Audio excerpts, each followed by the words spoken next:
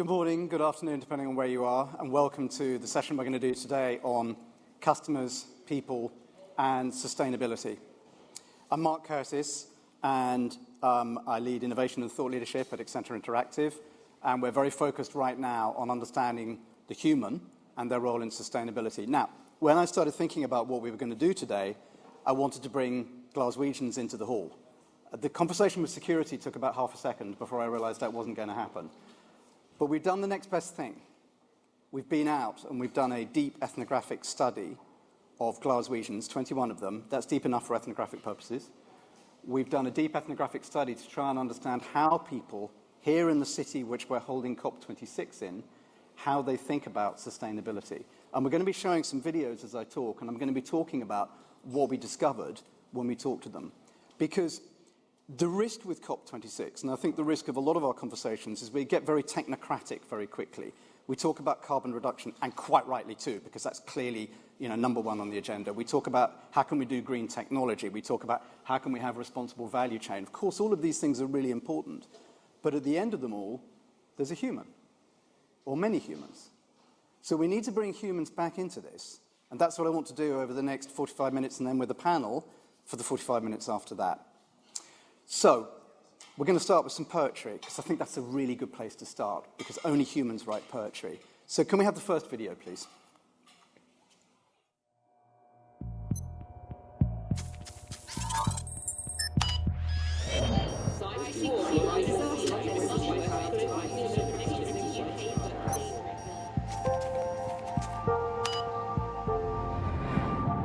More than 40,000 years ago, men or women splayed their fingers thus, and put their hands to bare rock.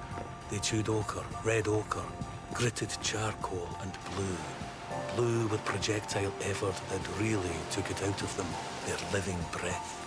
Raw gouts of pigment spattered the living stencil that was each's own living hand, and made their mark. We do not know why they did it, and maybe they did not either, but they knew they must. It was the cold cave wall, and they knew they were up against it.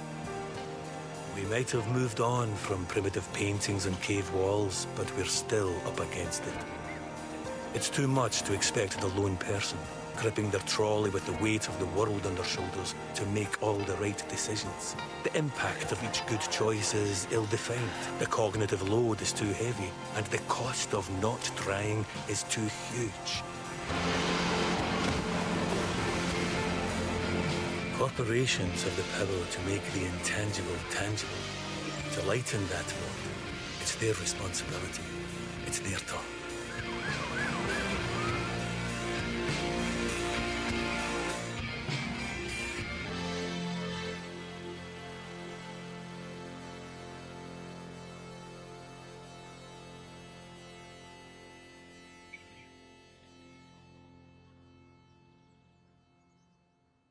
So I should acknowledge that the poem you heard was by Liz Lochhead.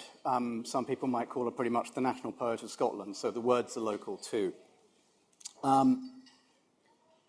We've got to stop looking for the sustainable customer. That's a key message here. Some of them are out there, but not enough. The problem we've got here is it's all somebody else's job. So a lot of corporations, I know from the conversations I've had with them over the last decade, have been waiting for the consumer to say, right, we're in, now start selling us sustainable stuff. But a lot of consumers have been waiting for organizations to take their turn and actually say, we're going to step forward now.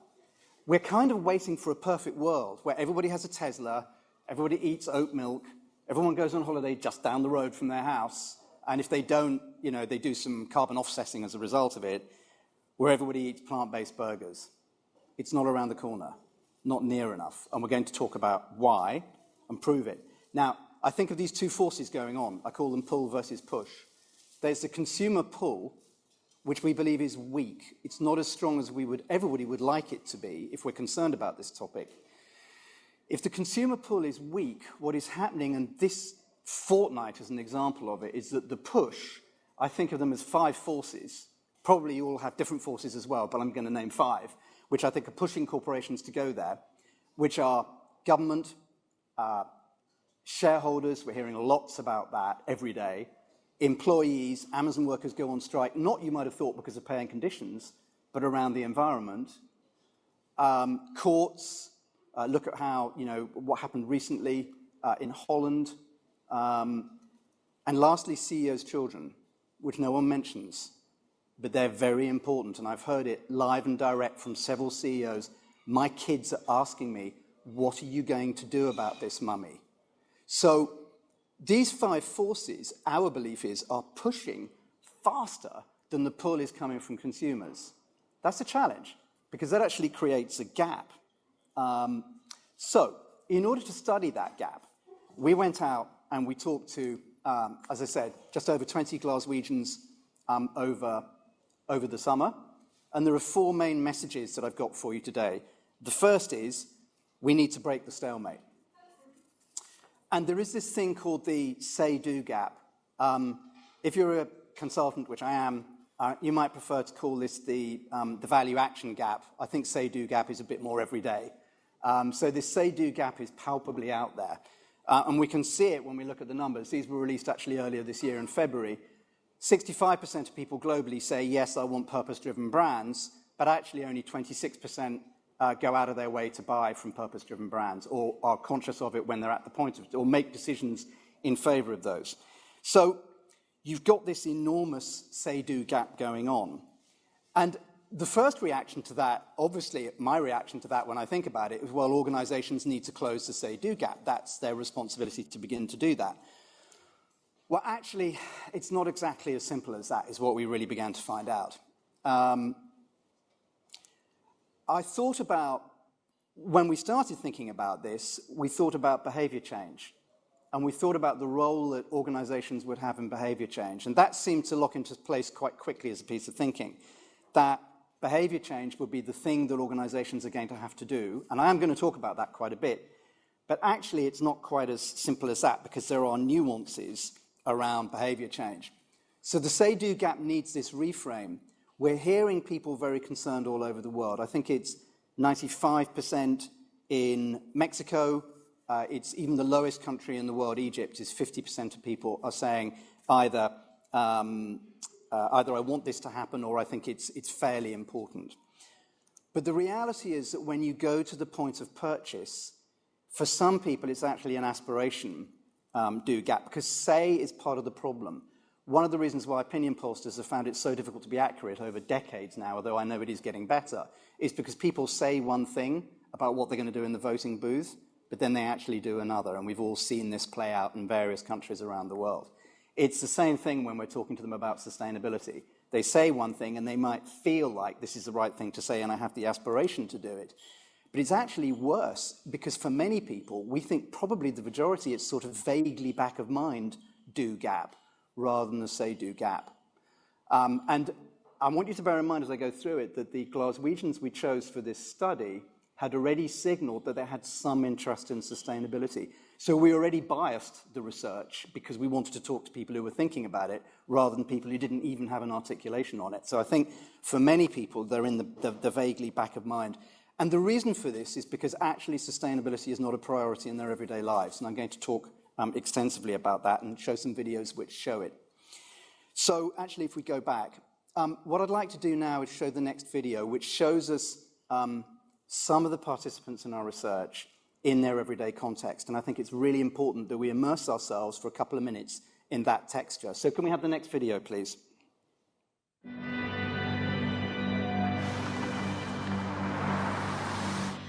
It's quite like a small industry in Glasgow. Everyone sort of knows everyone, so it's quite easy to get a job in coffee once you've got one. See you later. Have a good day. I think we were just at the pub one night and then we just saw each other about all the time and became pals and then ended up being colleagues. Yeah, it's just Glasgow. It's the drinking man's Las Vegas. Everybody just meets in the pub.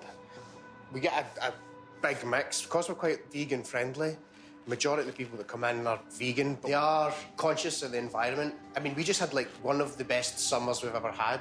And if that's not climate change, I don't know what it is. It was like sunny for like 2 months. Yeah. And that doesn't happen.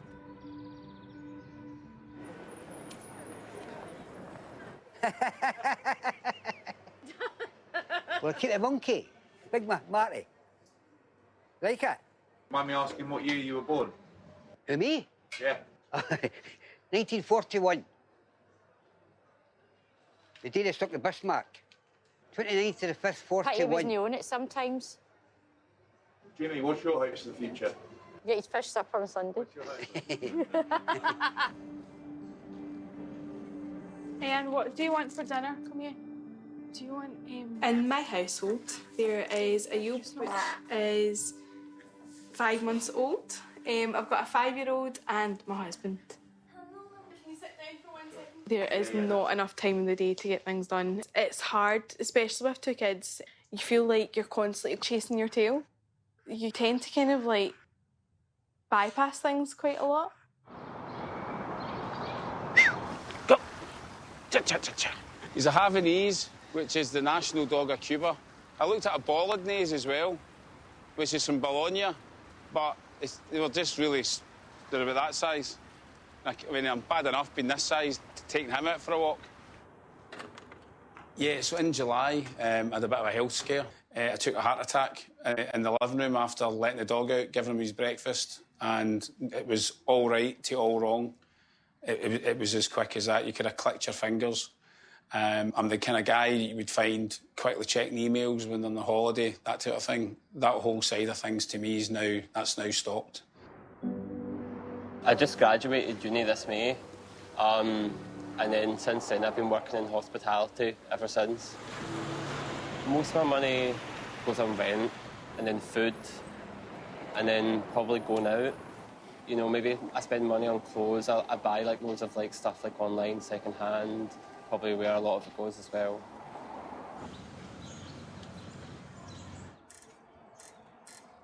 I left school with no real kind of intentions of doing anything, and it was my dad's past that encouraged me to want to work on cars. Emily, my oldest daughter, was born. I was 19 years old, so still very young myself, very naive. And Sophia came along 2 years later when I was 21. This year's been tough for everyone, coming out of lockdown and stuff like that. I've also had my own hurdles along the way. The passing of my dad earlier on throughout the year, do you know what I mean? So I would say my plate is pretty full, you know, because obviously I've got work commitments. I've got my new house, I've got my 2 children, I've got a child on the way, you know. When people are shocked to see that you're a parent at that age, they're brilliant wee girls though, they keep you going, and I couldn't ask for better children.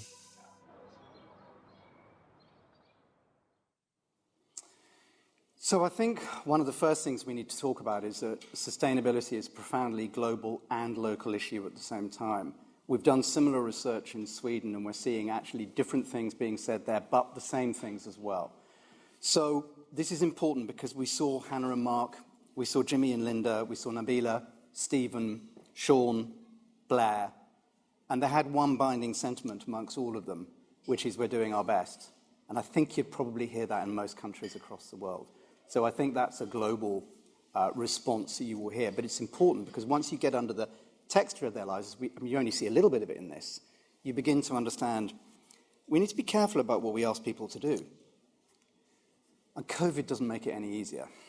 So, I mean, I hardly need to labour that point, but it's been a pretty rough couple of years. And we heard stories from them, you know, having to look after elderly relatives, you know, being locked in, et cetera, car mechanic work disappearing, all of that. Because all of that, we come back to this point that consumers are not going to break the stalemate. So that's the first point. The second one, which kind of derives from the first, is the mass market sustainable consumer is a myth. They are not out there. And we actually don't believe, after this research and others that we've done, we don't believe they're going to be out there. I'm talking mass market for some time to come, if ever. The gap is wider than we thought. It's not just about making things more affordable or more convenient. What's going on in people's heads is much richer and much deeper than that, and we need to pay attention to that. So basic decisions are tied, and this is not revelatory psychology, they're tied to what are the priorities for me, myself, what are the priorities for others around me that I care about, and importantly, how do I want to be perceived? So identity is central. Let's have a look at the third video and think about identity while we're watching this. People say I'm daft for cars. It's all I've kind of really known and had an interest in. I've had this car for 5 or 6 years. It's more of a kind of labour of love. It's a donkey, it'll just keep going. You put diesel in it and it runs. My car, which obviously doesn't meet up-to-date Euro emissions standards, but I can't really afford an electric car. I couldn't work in Govan, which is 11 miles from here, and then have to rely on public transport or cycle, you know, when the weather's the way it is in Scotland. My children are the hardest thing because they are so fussy.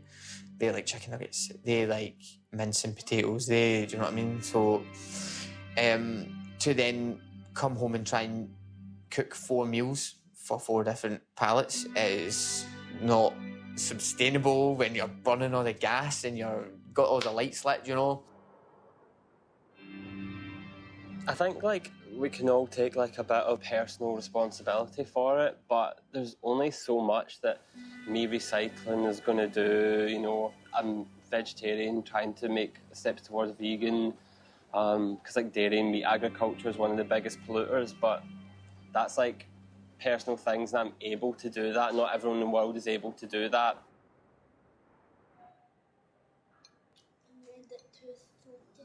Too salty?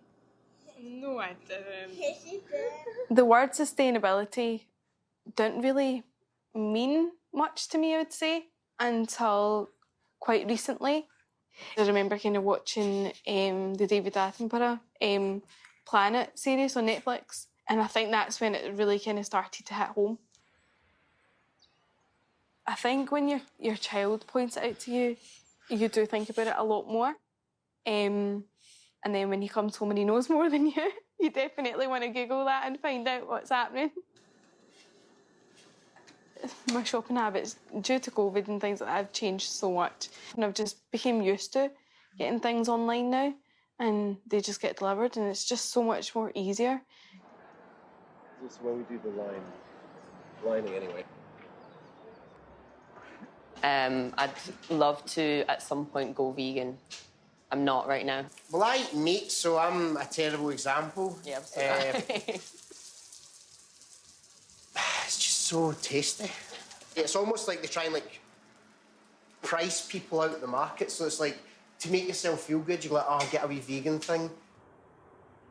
Will I go from cutting out meat and going to some other maybe plant derivative or a vegetarian derivative? I don't really see that happening. You're filthy. Certain things you just don't want to get away from. There's nothing better than having a steak on a Thursday night. I suppose you've got to put the right kind of fuel in, and if anything, from what we've discussed and what's happened to me in the last few months, that's important. You walk into Aldi or Morrison's or wherever you might be, and you go to that bit in the fridge where it says, here's your steaks. You don't have the plant-based derivative or the vegetarian derivative next to it, because they're off in another section that I would tend to probably not look at.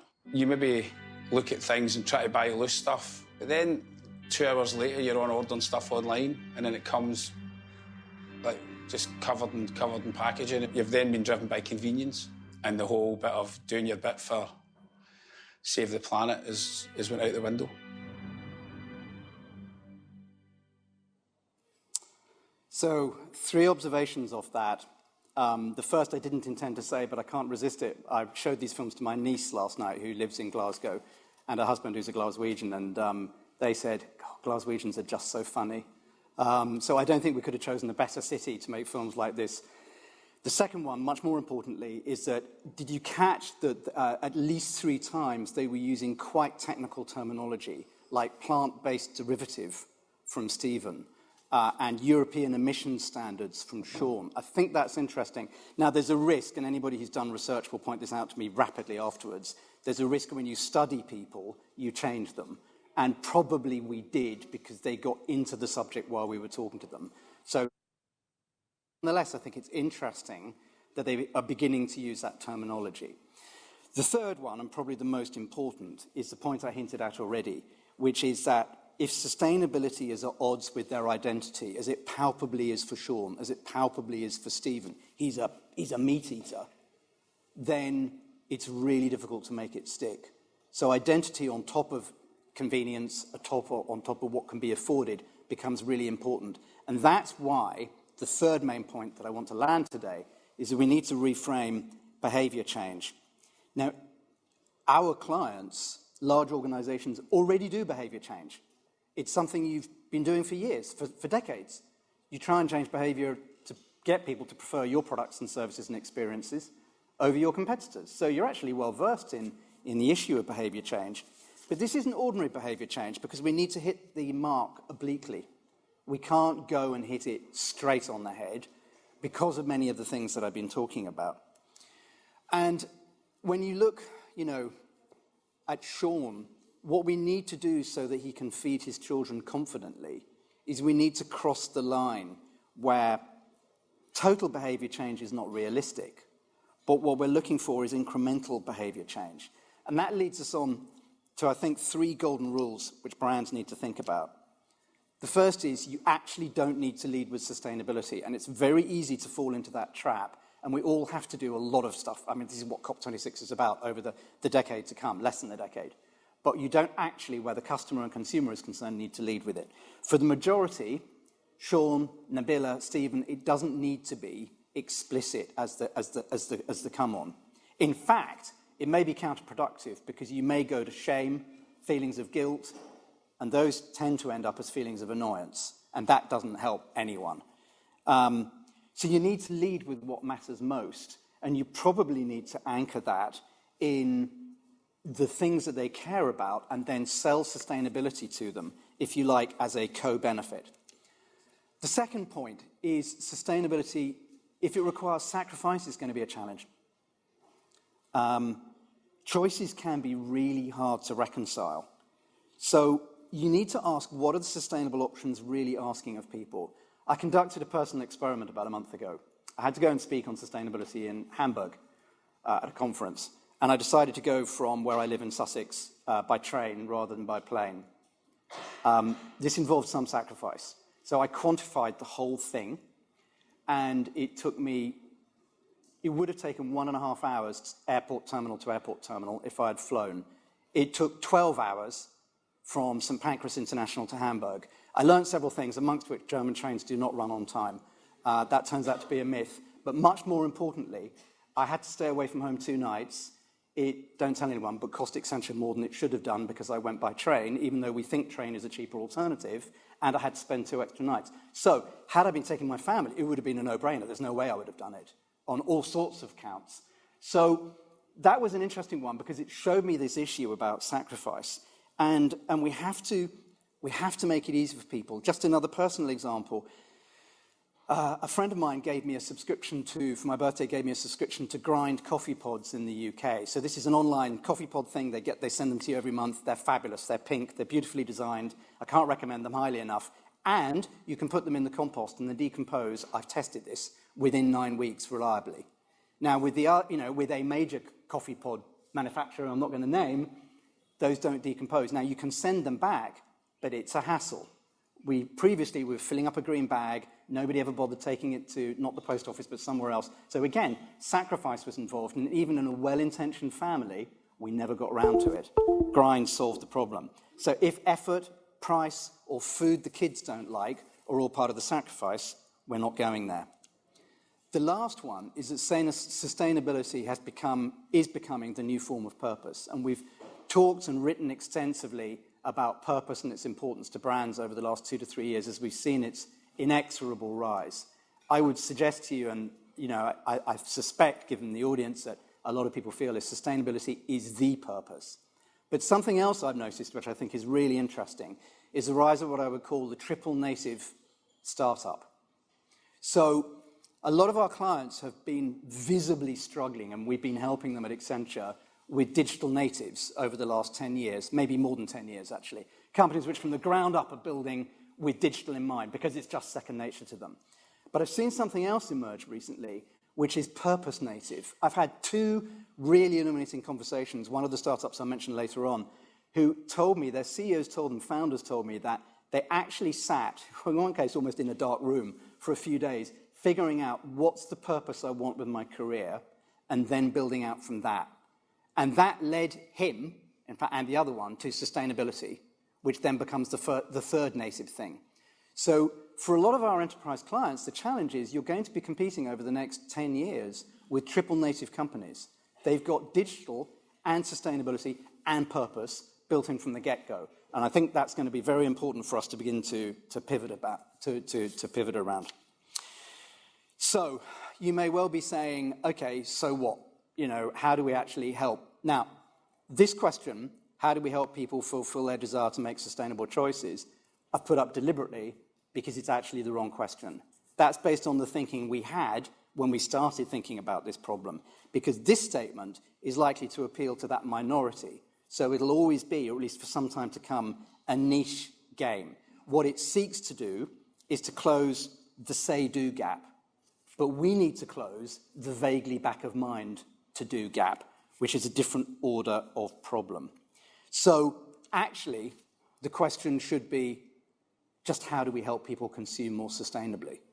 That's actually the pivot we need to make. And that leads me on to the fourth major point that we want to make, which I'm going to expand on a fair bit because you probably want to hear some tangibles about what we should do, which is we've got to focus on reducing the burden. Think back over the videos that I've shown, the films I've shown, and the lives that people have and the way they're contextualizing sustainability in their lives. If we're going to be successful, we're going to have to reduce the burden. And this, of course, is a huge mission. This is actually, if you think back to the purpose point I just made, possibly the purpose that you need to embed at the heart of what you're trying to do with sustainability. And it's not about sustainable alternative. It's about mainstreaming sustainability by reducing the burden for people as we go. And there are three aspects to this. One is influence.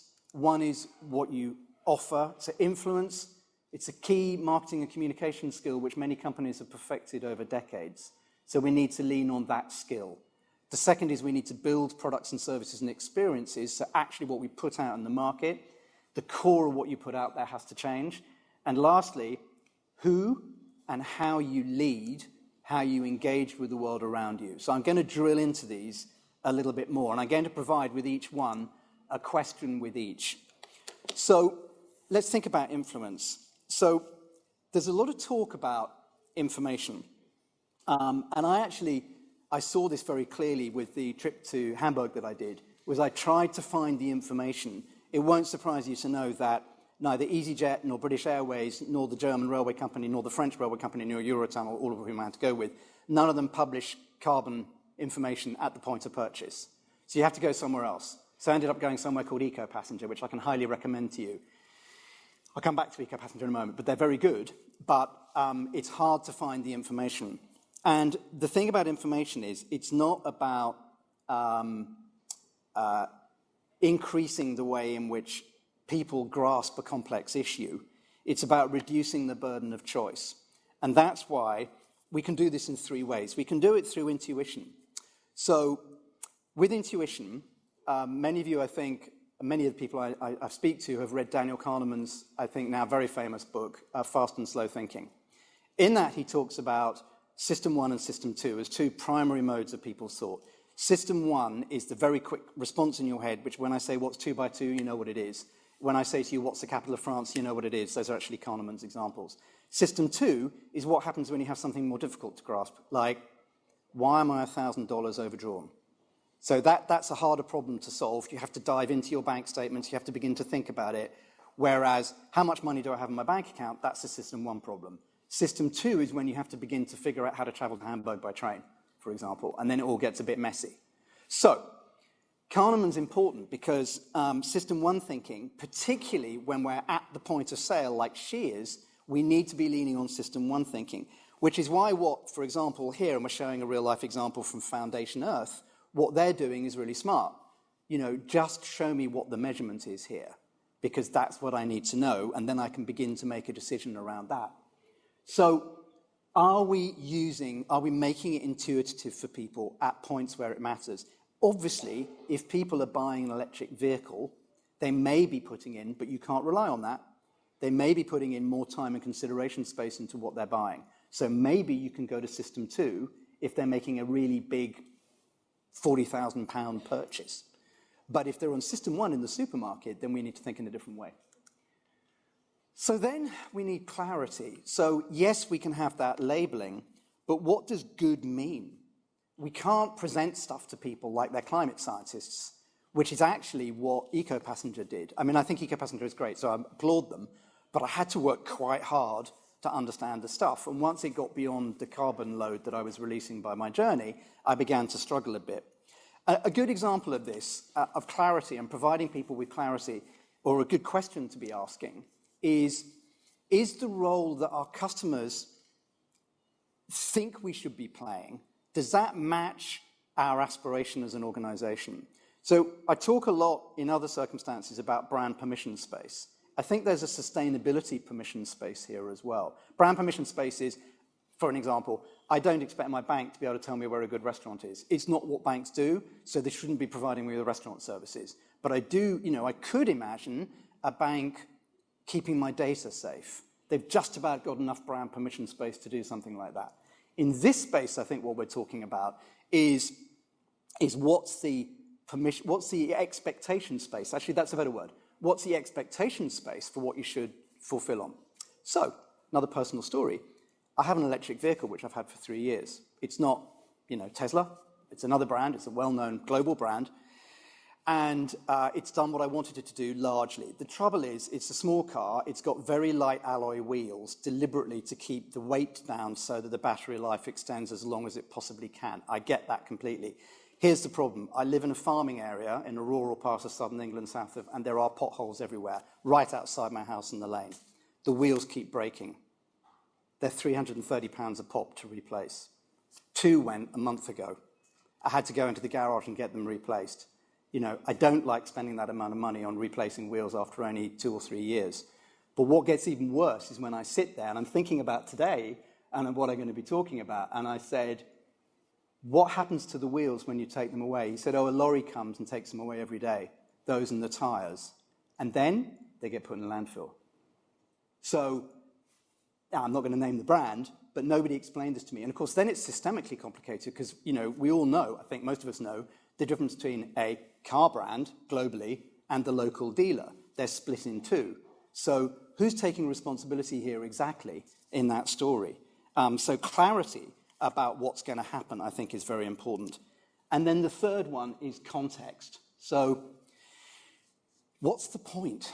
I'm only one person. Does my contribution really matter? We need to help people understand, and I think we hear this question again and again. We need to help people understand why their contribution matters.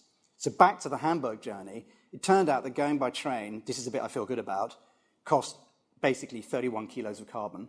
Going by plane would have cost 130, and going by non-electric vehicle would have been somewhere in the middle. So I feel good about that. But I haven't got anything to measure it against. It's just a number.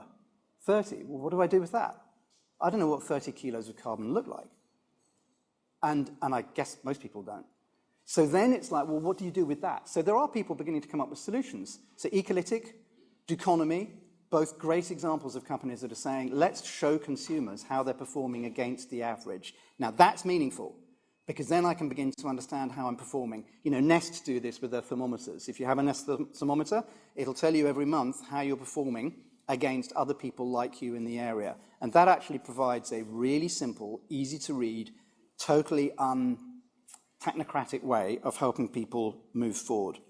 And we trialed this with our Glaswegians. We actually talked to them and we said, we looked at their shopping baskets, they allowed us to do so, and we said, let's compare you to the average shopping basket. And it shifted their attitudes palpably in the month when we were doing the research. And then, there's even more interestingly, you get on to the role of social media. So because they were engaged in the study, without us making it happen, their social media stuff started to surface sustainable issues to them. And they began to become more interested because the sustainable issues were there. And even at the sort of most basic level, one of our correspondents said memorably, I'd love it if Stacey Solomon, so most of you won't know Stacey Solomon is a UK celebrity. I've got to say, I didn't know either. I had to ask my 16-year-old daughter. She knew who she was. She is apparently a UK celebrity, but this Glaswegian said, if Stacey Solomon was talking about sustainability, I'd sit up and take notice. So there are some interesting things there, which, whether we like them or not, having to get celebrities involved, actually cut through and make a big difference. So the question on context is, do we make it easy for customers to triangulate their choices and the impact those have? So that's how do we influence. Then I said we'd talk about how do we change our offer. And I believe for a long time now that the inevitable impact of the sustainability debate is that we're going to have to at least think about and then probably act on the redesign of absolutely everything. I think there's a generation growing now, many of whom will be looking at everything, and we should be too, and saying, this table, this bottle, these scarves, have these been done in the right way? And should we redesign? And I think we are on the verge right now of having to, and should need to, at least think about redesigning absolutely everything. For the 26% who said, I've crossed a say-do gap, then they're explicitly there. They're buying Ecova washing up liquid. That's fine. But for the rest of us, we've got to embed sustainability in exactly the same way as we have already embedded safety or durability or other factors into the products we need to take to market. So there's plenty of need to systematize here. And there are three ways of doing that: through innovation, through value, and motivation. And I'll talk briefly about each one of these. So you could cynically say innovation got us here in the first place. Going back to the beginning of the Industrial Revolution, that was innovation and then some. And innovation has got us into this mess, and we actually need innovation to get us out of it. I think innovation has to be at the heart of this in terms of everything we do. But we have to innovate sustainability as a co-benefit. So it's not innovation for its own sake. It's innovation where sustainability is built in. We've done a huge piece of work recently with a major client globally where we've shown them and built a sustainable design kit for them where they can, everything they do that is new or anything where they're redesigning something that is old, they're building sustainability in as part of the design process. And I mean design as a big word, not just something designers do, but as something we all do if we're delivering new products and services into market. I think what IKEA, for example, are doing with their furniture buyback scheme is a great example of this. So you go into IKEA with an old piece of furniture from IKEA, and they give you vouchers to spend in store. Who loses? No one loses on this. It's a great way of looking at it. So, the line between, it delivers new service and revenue streams for IKEA, and the line between the responsibility of me and the responsibility of IKEA gets beautifully blurred.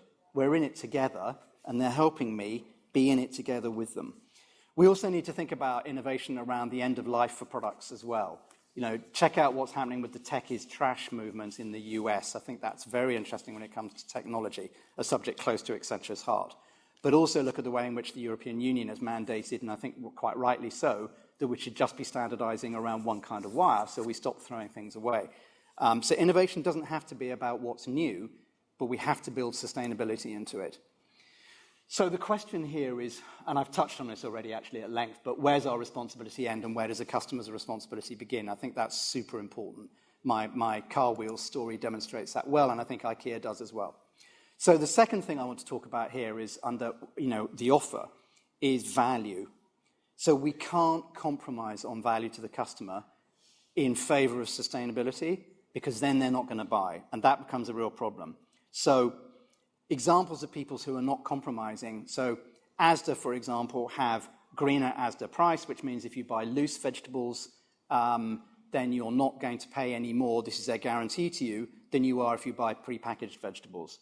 Quality. Nike seemed to me to be a wonderful example of a company really working really hard to build sustainability into all their products, but not at the sacrifice of performance. You don't get worse shoes because they've made them sustainable, and Nike know that. And then lastly, I want to talk about beauty. So we don't talk about beauty enough, but beauty is really important. We need to make sustainability beautiful. We need the aesthetics to be wonderful because that helps people buy in as well. And a good example for this is Karun Eyewear. If you've not heard of them, I suggest you check them out. I think they're going to be here tomorrow, actually. Not here, but in Glasgow. Wonderful company who are basically recycling old fishing nets from the shores of Patagonia. Not the company Patagonia, but, in Chile, and around Tierra del Fuego, and are then turning those into glasses. You might think that's a minority sport. Not at all. They just this year won a distribution deal with Grand Vision, one of the largest retailers of glasses across Europe. So I think a great example of a company that's building beauty into what they do. So the question to ask here is, are we asking customers to sacrifice something to be sustainable? Because if we are, that may well be a problem. And then the third one is motivation. So motivation we've touched on already, but broadly speaking, the motivation might be self. We need to understand the motivation of customers at a really deep level. And in many ways, what I've been trying to communicate over the last almost 40 minutes now is getting deep and understanding customers is super critical because we need to understand their motivation. That motivation might be self, what's in it just for me. That motivation might be selfless, what's in it for people around me. Or it might be the social comparison that I've talked about already. You know, show me what Stacey Solomon is doing. Show me what other people like me are doing in the area. And our research basically has revealed the rich tapestry of motivations, and for every product and service, and this is where it gets complicated, probably for every geography, we need to get our hands all over this. So, the last one to talk about is engage. I've talked about this is really an all-company thing, and this is not, I think, a new message at COP. We're going to hear it a lot, but this requires organizational change and a completely different mentality. In a way, it seems to me that there's a mirror here between the organization and the individual, which is organizations have to build sustainability into what they do, but not sacrifice the other kinds of value that they also deliver. You know, full employment, value to shareholders, et cetera, et cetera. Now, we are shifting our notion of what value is, but organizations have the same problem as the people we're talking about, which is that they're trying to fit this into their lives where they have other priorities as well. So COVID has actually increased our need to really get under the skin of the customer and what we know from COVID, because we've studied this closely, is that they have reimagined their priorities big time over the last 2 years. So if you're not up to speed with where your customer has gone over the last 2 years, you need to be, because they are shifting their thinking very rapidly. So I was probably a bit pessimistic earlier on about sustainability, mass market being a myth, but the tide is moving in this direction, even if it's maybe moving a little slower than we would like. Now, in order to understand, I want you to think about data in 3 ways. We typically think about big data. We now need to think about big data and how it works to understand sustainability. What you may not have heard before is the terminology thick data. So thick data, that's the deep data, that's what I've just been presenting to you over the last 40 minutes, is thick data about the texture of people's lives. And then we need to talk about broad data. What are the trends that are happening out there? What are the things that may or may not? Will metaverse affect this in one way or another? So those 3 data, big data, thick data, and broad data, we need those in order to really understand. The second is we need to collaborate. Sorry, let me move on because I've said that already. So we need to find new ways to collaborate. Now, obviously, you're going to hear the word collaboration a lot at COP26 and afterwards, and everyone's talking about how do we get companies to collaborate together. And I heard a great session earlier on, which was all about collaboration around smart cities. The point I just want to land here is you've got to collaborate through the customer lens. So, understandably, we get very focused on industries, either where we work or as consultants, the industries we serve, et cetera, et cetera. But customers don't see that as rapidly as we do. You know, I'm having a COP26 experience these 2 days. That involves travel, that involves hospitality, it involves fashion, because I thought about what I was going to wear. It involves a whole host of things which cross boundaries. In my head, I don't think, oh, I'm having a hospitality experience when I walk into the hotel. I'm just having my COP26 experience, and that's what my family see on the WhatsApp feed. So we've got to look at collaboration from the customer perspective. I think that's really important. 3 things to think about there. One is the metrics. So Foundation Earth, they've got Co-op, M&S, and Sainsbury's to collaborate together on that signaling on packaging that I talked about earlier. The second is design. Pulpex is a new kind of packaging being driven by Pepsi, Unilever, Diageo. Who would have seen that coming? Packaging, that as a customer I can understand. And thirdly, information. I talked about Duconomy earlier on. They're partnering with MasterCard in order to bring your carbon imprint footprint information to you across a range of things that you do. Again, I don't think, oh, that's a financial services company. That looks to me like information about my carbon footprint, which I value. So the last is lead. And this is about engaging and is actually what we're doing here. It's about proactive legislative pressure.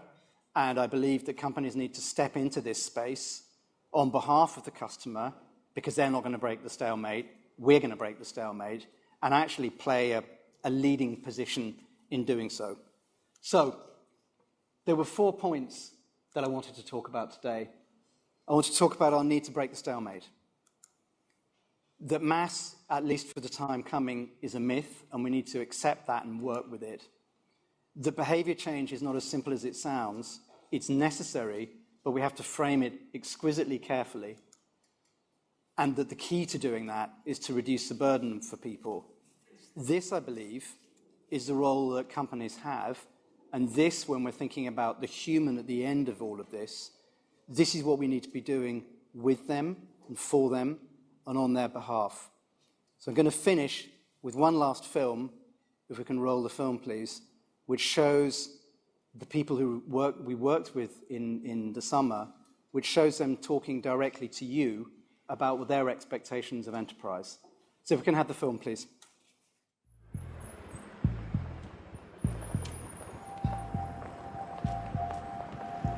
You put in a lot of effort to be like sustainable, to be like carbon neutral, and it's just, everybody does it, but I feel like it doesn't make any difference, because there's still going to be like, I don't know, tyre incineration factories or whatever.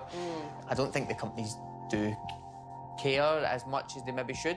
Big business is often forced to make changes rather than getting on the front foot. I think they should be putting more into it. They're selling this stuff, so they should be putting more into the environment, especially the ones that are making the plastic crap stuff, you know what I mean? To be more sustainable, we're being guilt-tripped into spending more and more money on sustainable products. I think we've all got a part to play in it, and I do definitely think that companies that are delivering do also have a part to play in it. The waste that I produce in my life is minuscule in comparison to, and I think I do make sustainable choices. Like, I do use reusable products, but I'm still like a tiny, tiny amount in comparison to these corporations. I would like to know that all of my electricity comes from renewables. I want to know that my heating comes from renewables. I want to know that my house is properly made so that I'm not letting out energy that I don't need. I would take them, the CEOs of the companies, get them all together and take them on a wee expedition. It'd be nice just to see some, as I would say, stepping up and really leading with this is why we're doing stuff. Take them to the coral reefs. I would do that. I'd go right round the whole of the British Isle. I think somebody's already doing that. Aye. Big supermarket chains, they're not short of a few pence, do you know what I mean? But obviously the corporate machine is obviously just going to keep turning, and they're going to become hungry for more and more money. That's what businesses do. Businesses generate money.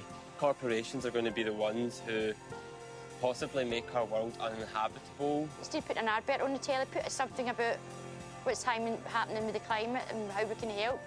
Just advertise it. There's no advertisement anywhere. They don't know. My dad doesn't know a lot. I know you about that. He doesn't know about anything. Money and greed is not what makes the world go round, you know. I think it maybe boils down to that. The world needs a change. Not for me, but for my children and for their children and their children's children.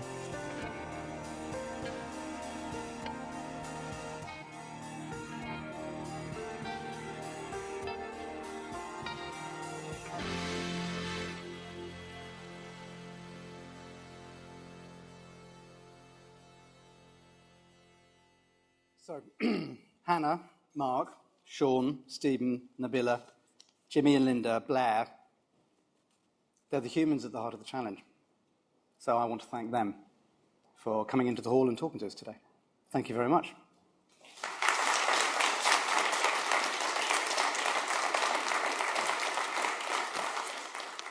So now we've got a panel to discuss what we've just seen and beyond, and I'm delighted to invite Alexandra from H&M and Zahra from Salesforce up on stage, and we've also got hopefully joining us Chris. Yes, Chris, you're there. Hi there. Chris, I'm sorry you couldn't make it. I think there's COVID in the family. Yes, unfortunately there is. So sorry I can't be there in person, but hopefully saving everyone else some trouble in the meantime and some carbon. Very good of you, and thank you. Would you like to come up on stage, Zahra and Alexandra? Thank you.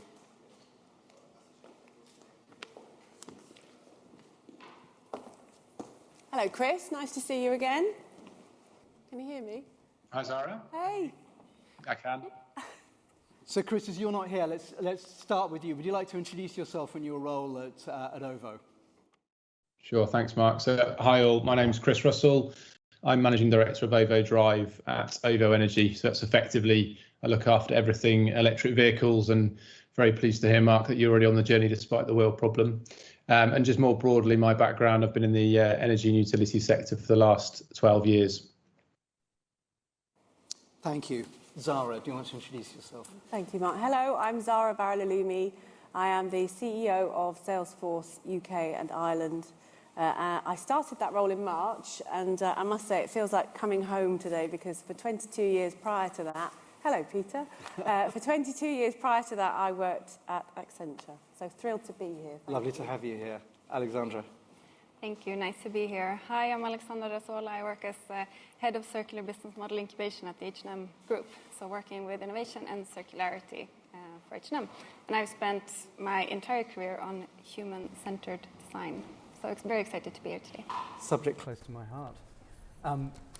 Alexandra, why don't we start with you? So I just wondered if you had any observations about what we just talked about and about the films we saw. Yes. First, I just want to say thank you for sharing, and thank you to the participants for sharing their perspectives and letting us come into their reality and the struggles that we have, and that the struggles that everyone has in their everyday life. Yes. Everyday life is, I mean, that's the point, is it's not as clean cut as we sometimes think it is when we look at it from afar and we're trying to come up with strategies. Zahra. Well, firstly, congratulations. I think they were beautiful videos, and I think what I take away from that is, you know, we all talk about sustainability. We all talk about pandemic, post-pandemic, life after pandemic. But what you've achieved with these videos is you've made something very human, very real. You've taken, you know, when I think about economic disruption, actually on the ground and in everybody's real lives, it's just struggling to survive and make, you know, the right economic choices. And you just, I thought it was incredibly powerful. Thank you. Good, thank you. Chris. Oh dear, this is home broadband challenges. Yeah, lots of that resonated with me, Mark. I think in particular, the word that was used a number of times was convenience, or as you put it, kind of the reduction of burden. And I think that's really something we see every day in the energy sector. You know, utilities aren't things that people enjoy paying. So actually working out how we can engage with consumers in the best way to actually reduce the decision fatigue, if you like, that they have in their day-to-day lives. And I think the second point, which is really important as well, is around making positive influences rather than negative. So to point around sort of shaming people into you've made the wrong decision, I think it's our responsibility to make sure that's a really easy choice, and actually that's set within a broader context of education that you've talked about as well. So really enjoyed those. Thank you.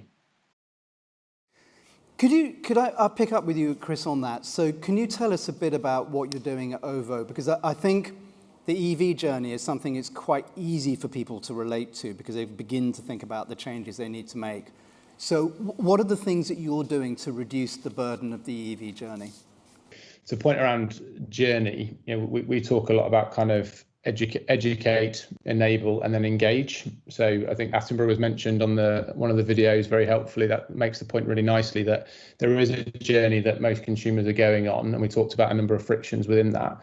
If you apply that to the EV journey, as you mentioned, there's a really important one there where actually a number of people across the UK now, as a result of various subsidies and education that they've had, are making that decision. What we shouldn't assume is that people can make the decision about the car and the sustainability choice in wholeheartedness. So what we really have to make sure we can do is say, you know, step one is you've made your decision in an electric vehicle. Step 2 and 3 is going to be much more about how you use that vehicle day to day. How do you charge it? What's the most sustainable time to charge it, and actually the most convenient time, and actually how does that align to price? So everything we focus on at OVO is saying actually all of those things need to line up nicely. As an example, we've launched a proposition recently called Anytime, where a consumer can come home in the evening, they can plug their car in, and it said to us, I need my car at 7 o'clock tomorrow morning. So when you charge that vehicle is entirely up to you. And then it's our job in the background to make sure that's done at the lowest carbon intensity period for the grid.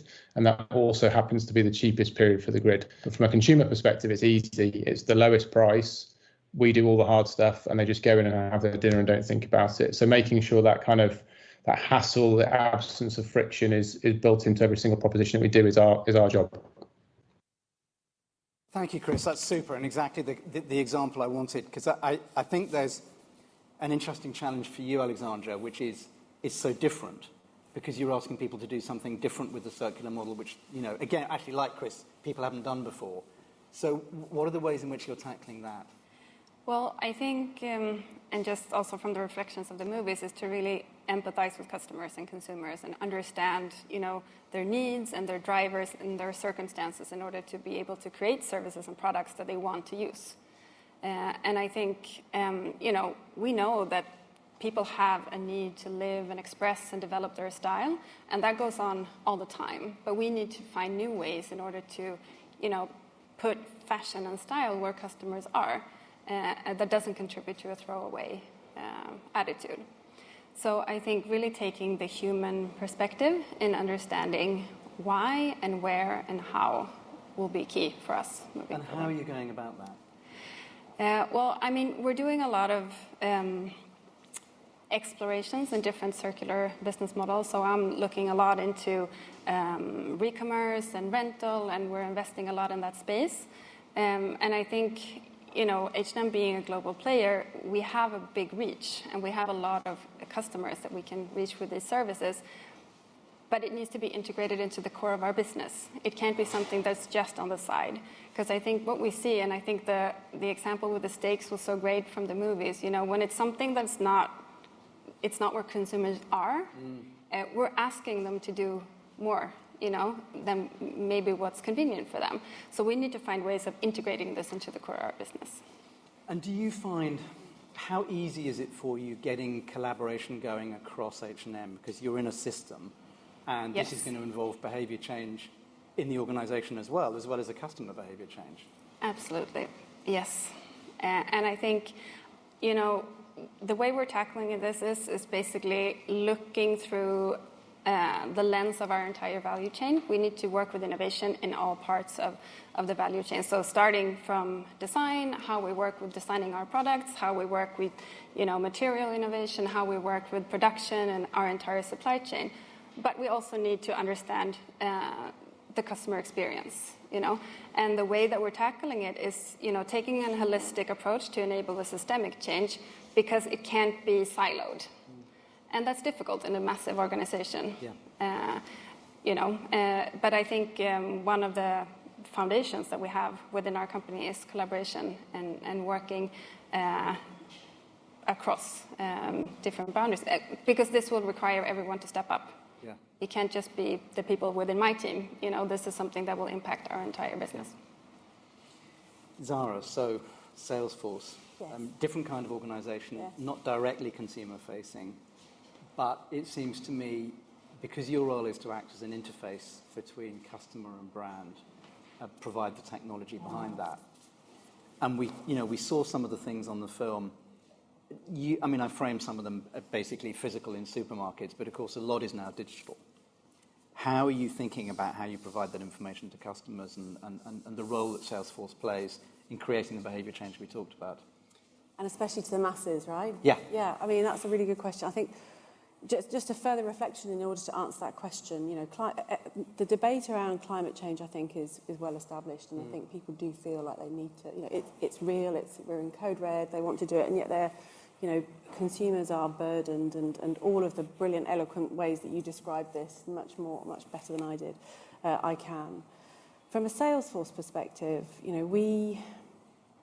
We have our own story, which has been grounded in Mark Benioff and his values and our journey, our sustainability journey, which I can talk at depth about. But from a consumer perspective, we drive change through to your point, to the interactions we have with our customers, and we work with our customer base, our big companies and small companies, and it's really through them that we reach the consumers and we drive that change, and we do that in a number of ways. I think if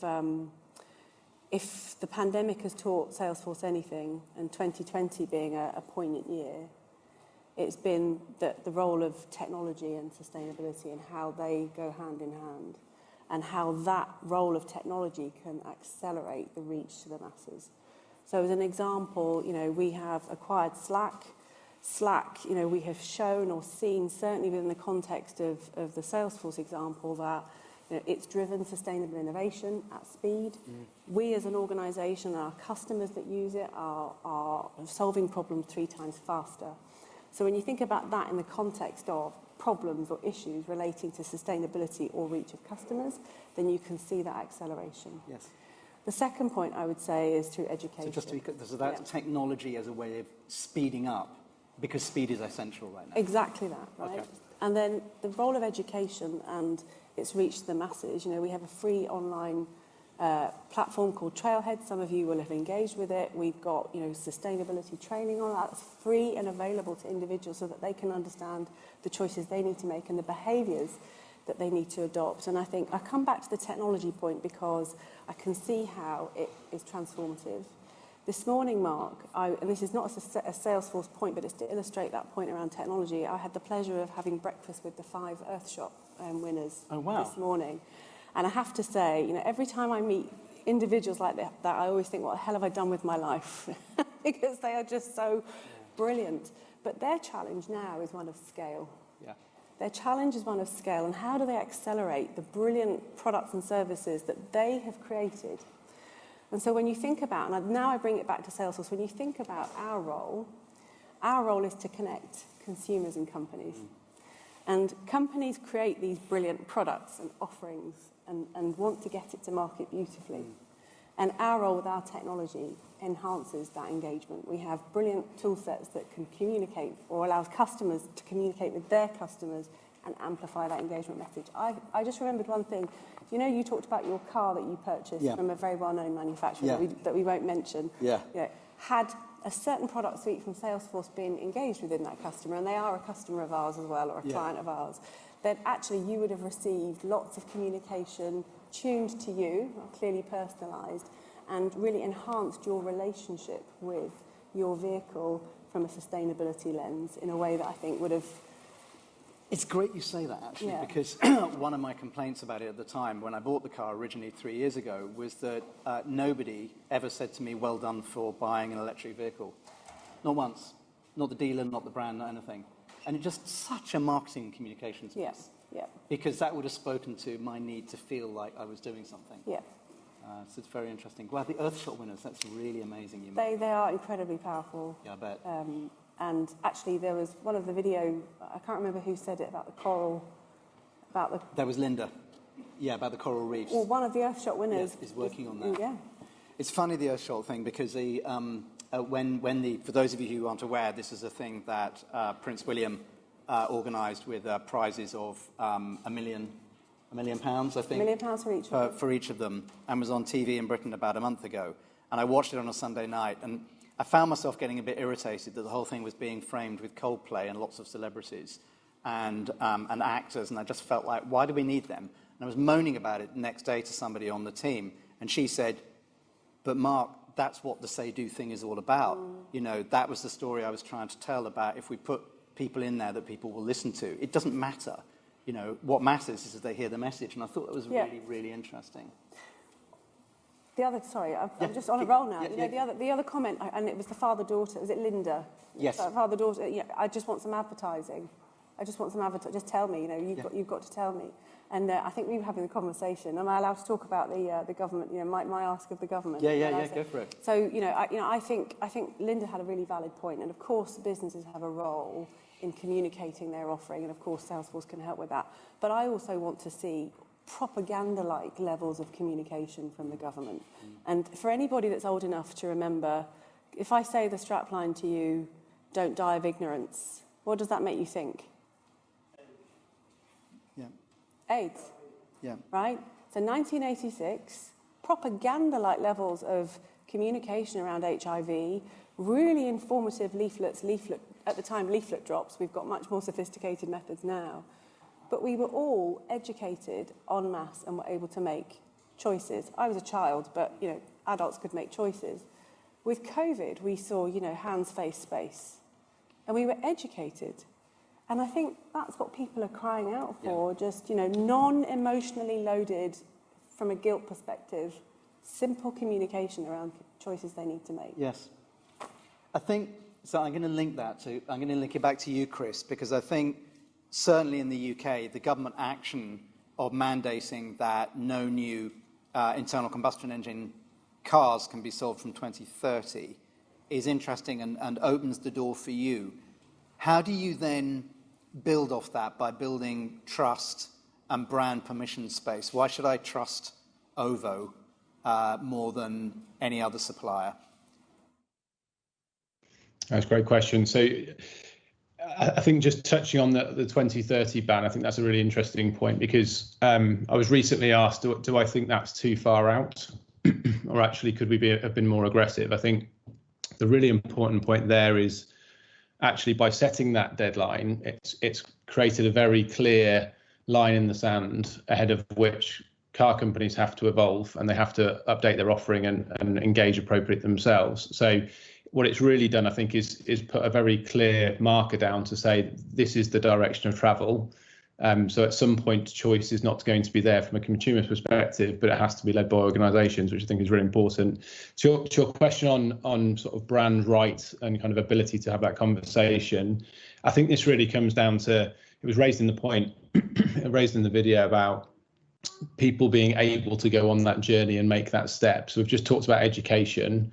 The engagement step for me is the next bit. So making it clear at the point of someone trying to have that, you make that decision that actually the business case is solid. And I hate to use kind of business language when you say business case, but if you turn it into electric vehicle buying decisions, and then equally for electrification of heat in the home, which is another major carbon driver for UK households. Right now, it is expensive compared to just picking up something else secondhand. So everything that we're doing is focused really on trying to solve for what we see as kind of the four sort of hassle factors or hurdles. So the first of which is financial. So how can OVO help an OVO customer or a new customer that wants to join OVO get into an electric vehicle more easily? And we can do that in a few different ways by working with finance partners to smooth the cost of the capital up front, link it into your energy accounts so that you're getting discounts on your property, give the confidence that actually the energy that's going into the vehicle is also renewable, potentially at no additional cost, depending on how we structure that. So we're trying to remove that kind of financial barrier, which they may not be able to get elsewhere if they're just buying that through their local dealership. So that's point one. The second one is working closely with the government, automotive manufacturers themselves around the incentive. And actually, if you take that from a government perspective, a really good example, and I'm not saying this is the perfect mechanism by any means, but a good example was solar uptake over the last 20 years. The UK, if you speak to colleagues in different countries, that they often kind of laugh at the fact that the UK's got reasonable density of solar because we're not famous for our sun. But actually, the incentive that was introduced around enabling households to invest with a clear view that actually that was a good way of spending their money, and actually they would get a return on that, or at least the absence of another cost, really sparks a burst of solar installation. So working with governments and OEMs around how we can do something similar for electric vehicles and also heat is really important. And then the third one is hassle.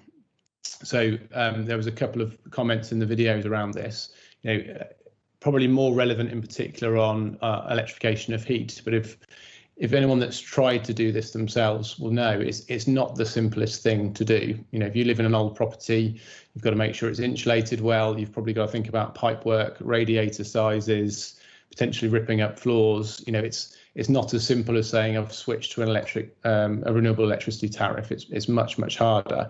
So finding ways, again, working with different partners, can we enable customers that are going through that journey to stay somewhere else for a period of 2 weeks? Can we time it with a retrofit?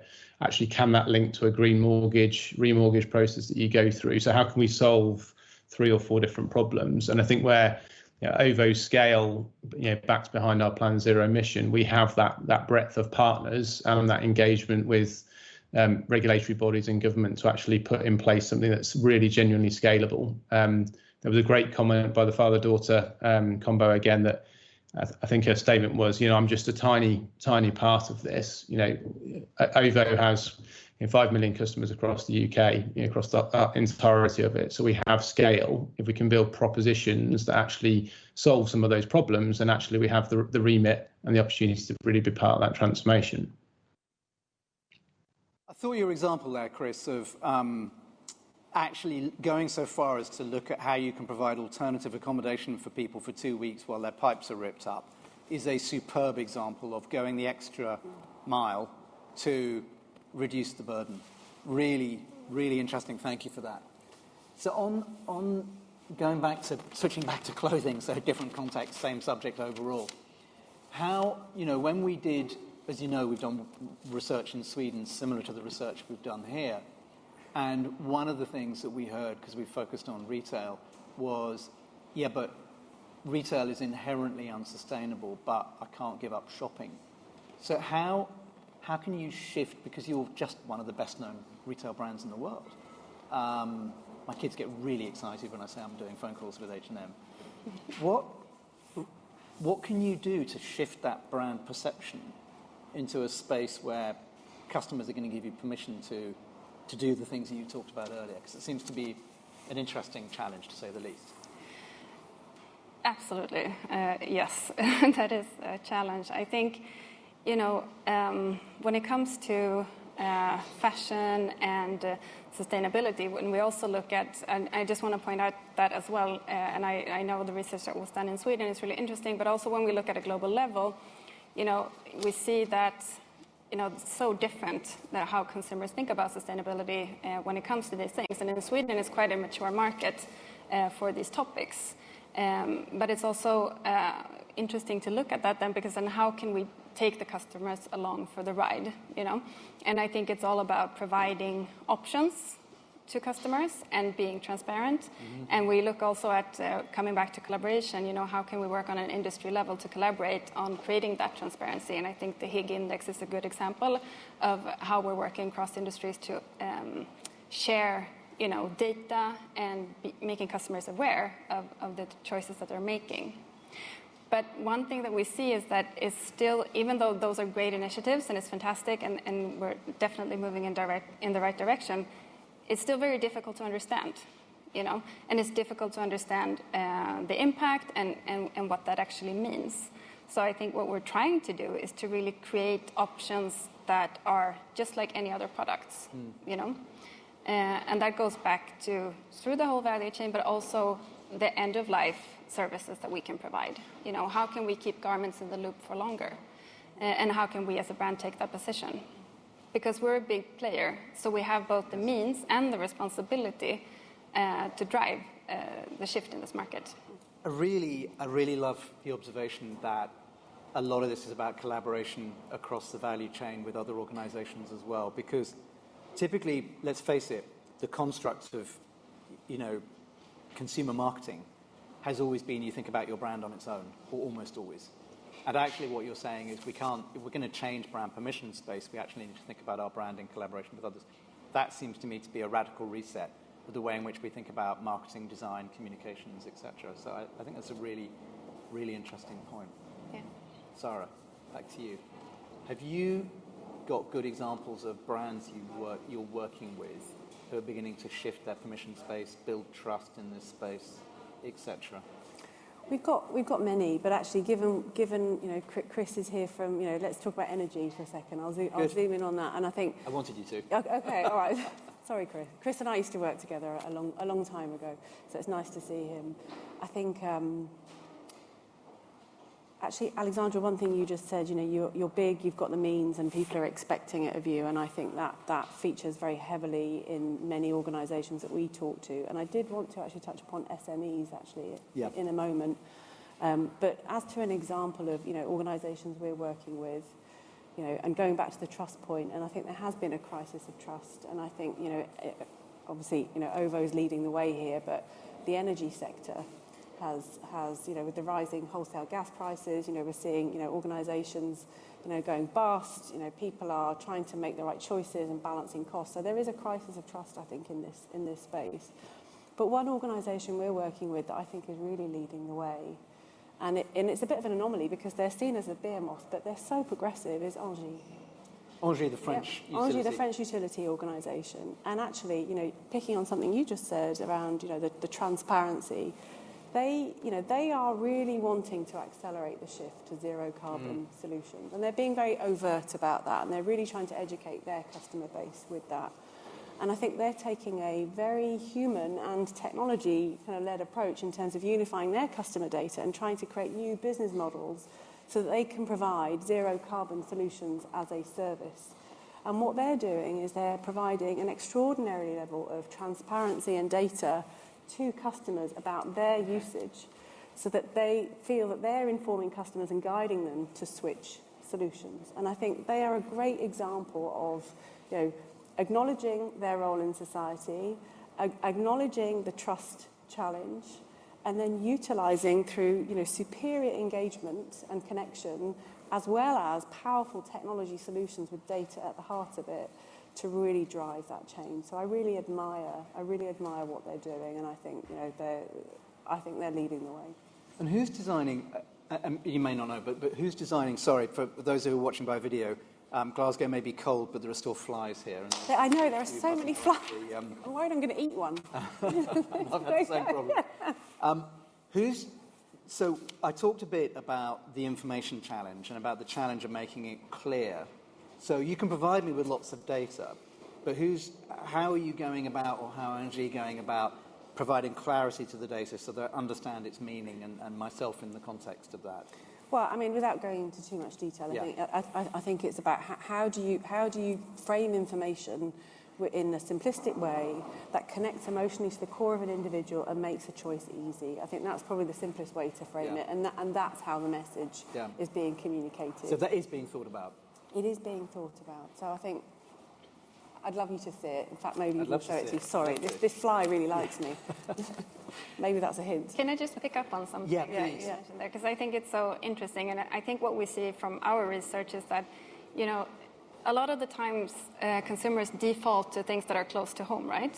And they default to things like, oh, but this is being sent through this transport system. That can't be good for the environment because that's so close to home, right? It's something you can understand because maybe you drive yourself or you go somewhere. And I think it's the same when it comes to food. It's quite easy to relate to.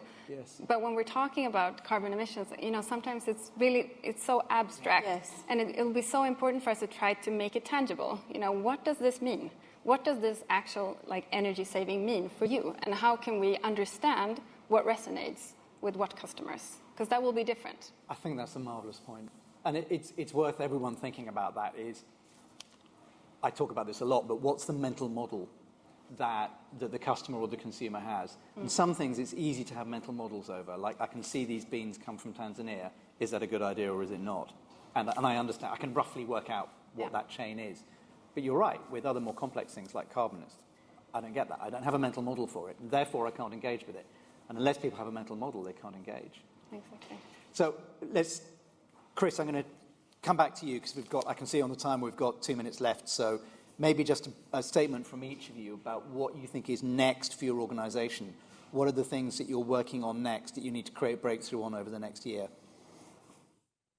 Great, thanks. So probably two different parts to it. So the phrase "stepping up" was on the one of the videos, which I thought was great. So I think there's certainly an internal progress towards our own Plan Zero goal. So as an example, electrifying all of our fleet. But then more externally, the point I just want to make is the uptake of electric vehicles is that great use case that you mentioned of there's a primary and a secondary benefit. So the driver can save money and save carbon by switching to electric vehicles, but then also there's the potential to then charge that in a smarter way that helps decarbonise the grid and potentially even supply energy back from the vehicle to the grid in what we call V2G. So we're very much focused on how we can use the vehicle really as a turning point in people's journey towards a genuine kind of Plan Zero lifestyle. And we do that using data with things like our Greenlight platform. So those are key next steps for us. Vehicle as pivot in people's heads. Vehicle is a place where people pivot in their heads.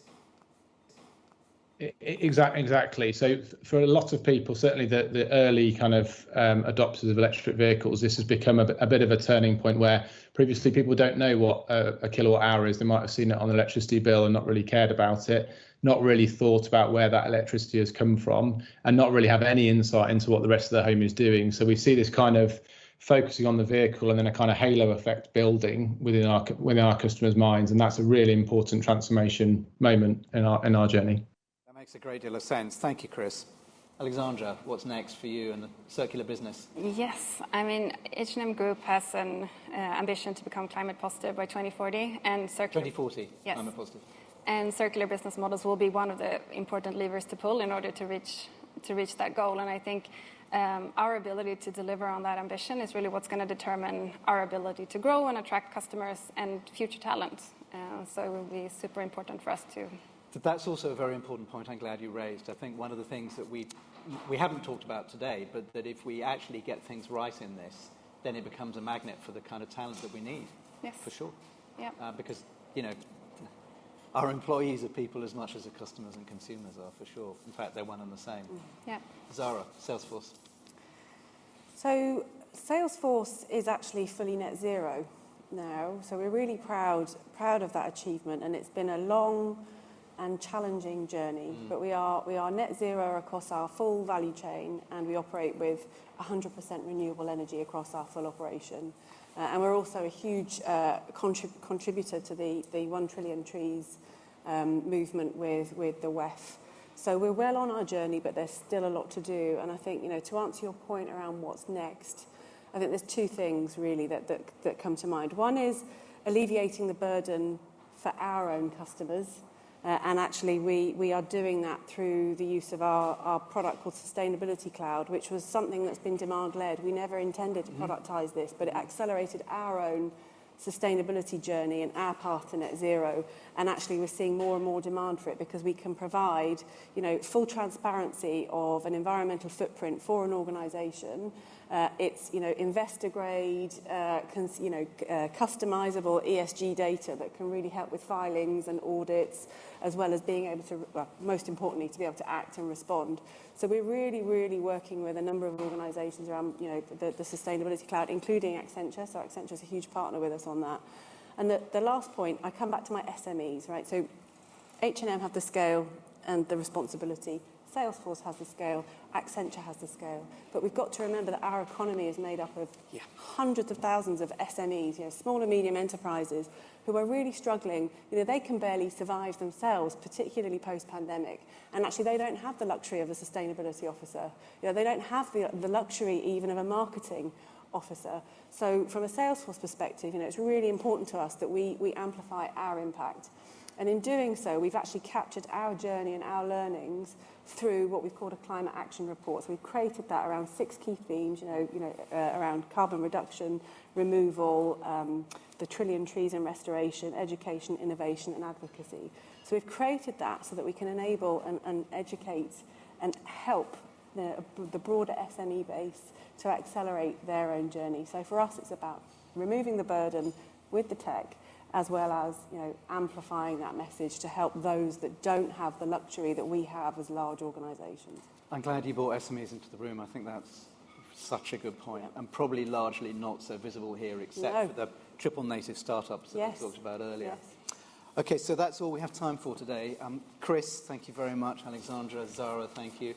I also want to thank the absolutely fantastic team who did the research and created those films, because I think they've done an unbelievable job, and I had the unbelievably lucky gift of just standing up and telling you what they told me. So thank you very much, everyone. Thank you for everyone who's been online.